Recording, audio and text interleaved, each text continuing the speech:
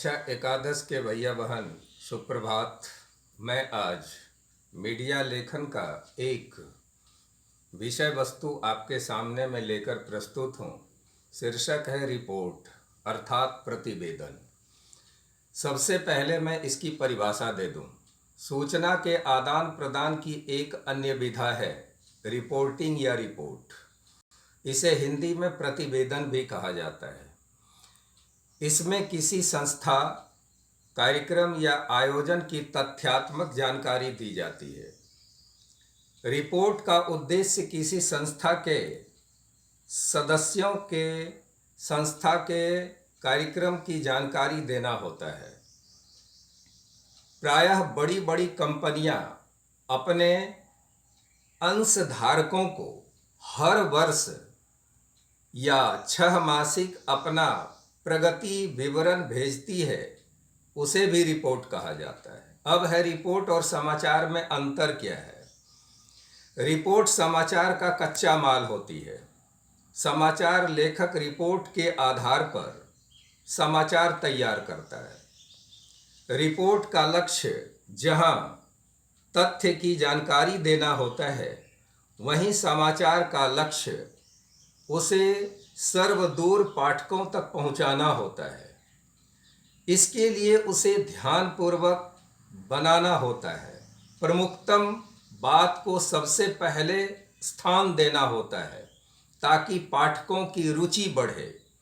Report में सभी सामान्य जानकारी के रूप में रखे जाते हैं।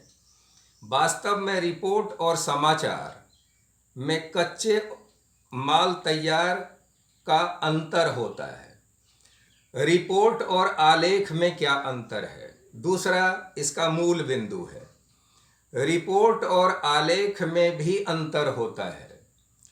आलेख रिपोर्ट के आधार पर लिखे गए लेख होते हैं। आलेख में विषय को समझाने के क्रम में प्रस्तुतिकरण होता है, जबकि रिपोर्ट में प्रस्तुतिकरण सामान्य होता है।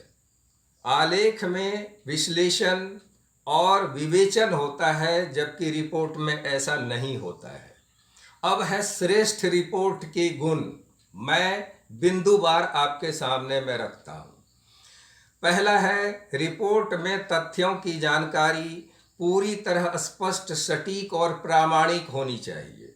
दूसरा है, रिपोर्ट में निम्नलिखित जानकारियां अवश्य होनी चाहिए। पहला है संस्था का नाम, अध्यक्ष आदि पदाधिकारियों के नाम, गतिविधियां चलाने वालों के नाम, कार्यक्रम का उद्देश्य, आयोजन स्थान, दिनांक, वार एवं समय। उसके बाद उपस्थित लोगों की जानकारी, दिए गए भाषणों के प्रमुख अंशों का विवरण, लिए गए निर्णयों की जानकारी। रिपोर्ट की भाषा साहित्यिक या अलंकारिक नहीं बल्कि सूचनात्मक होनी चाहिए। उसमें अलंकारों या मुहावरेदार शैली का प्रयोग सर्वथा वर्जित है। रिपोर्ट में मैं या हम जैसे प्रथम पुरुष वाक्य ना होकर अन्य पुरुष की शैली में होना चाहिए। रिपोर्ट में संक्षिप्तता और क्रमिकता का अवश्य ध्यान रखना चाहिए। प्रत्येक नई बात नए अनुच्छेद से आरंभ करना चाहिए। अंत में प्रतिवेदक के हस्ताक्षर होने चाहिए। आप या तो अंत में अपना हस्ताक्षर दे सकते हैं, या जब रिपोर्ट आप शुरू करते हैं जहां पर आप और संबंधित जानकारियां देते हैं, वहां पर भी आप अपना नाम लिख सकते हैं। तो रिपोर्ट कैसे लिखें, जिसको हिंदी में प्रतिवेदन कहा जाता है, ये जानकारी मैंने आपको दी। इसका एक उदाहरण भी मैंने आपके सामने में दिया है। इससे इतर आप अन्य उदाहरण भी दे सकते हैं। उदाहरण है, अपनी कक्षा के 20 विद्यार्थियों के साथ कक्षा अध्यापक के नेतृत्व में आप एक दिन के लिए हरिद्वार गए थे। क्लास मॉनिटर के रूप में आप इस ट्रिप की एक रिपोर्ट तैयार कीजिए। तो मैंने एक उदाहरण आपके सामने में दिया है।